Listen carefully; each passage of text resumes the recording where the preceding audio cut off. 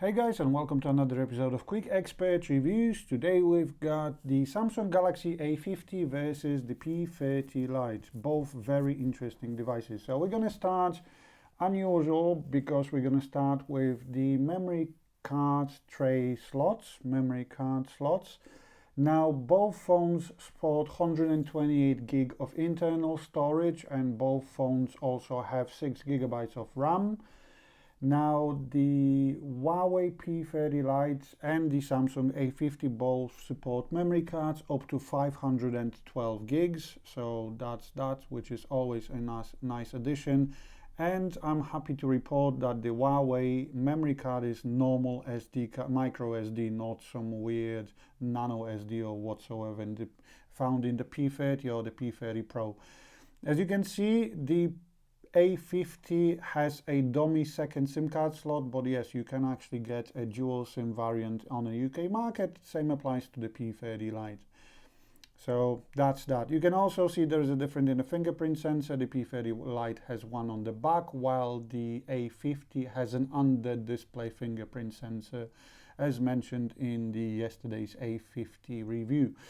Now, another difference is in the gesture-based navigation system. So on the Samsung, you've got the slide-up buttons, and where with the Huawei, you've got a more pixel experience where you can slide, grabbing the phone from the left or right.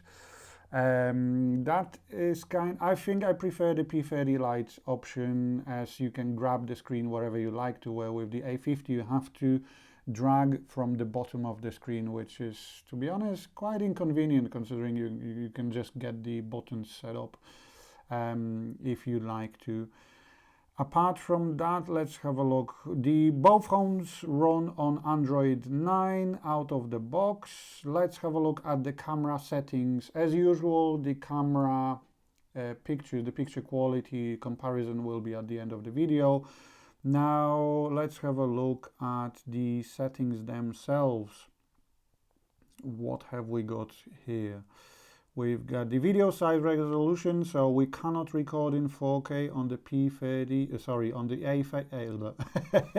A50, and we cannot record in 4K on the P30 Lite either.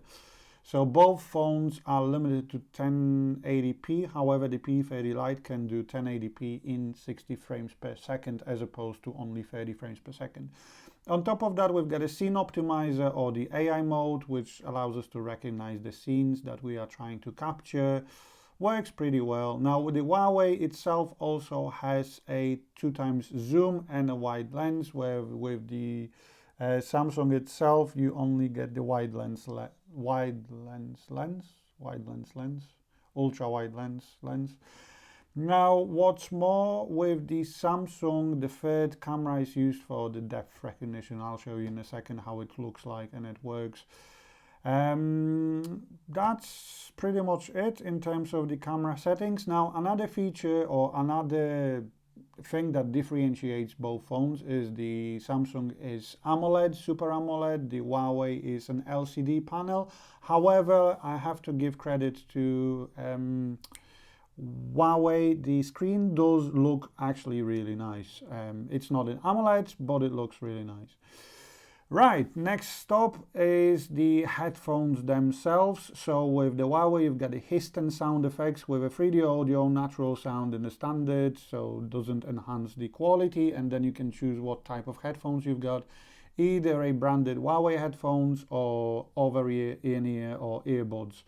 And then it tries to enhance the audio quality. Now with the Samsung itself, we've got the too many phones. We've got the Samsung we've got the Dolby Atmos that only works with headphones. We've got the equalizer, and we've got the Samsung, that's the one, UHQ upscaler, which allows us to upscale the audio quality to a better so it takes the low quality MP3 files and it upscales them to nearly high-res audio. It's not really high-res audio, but it does its job pretty well. Last thing is the battery life, and the battery life, I think I prefer the P30 Lite Kirin processor. It's slightly better in terms of battery life, especially.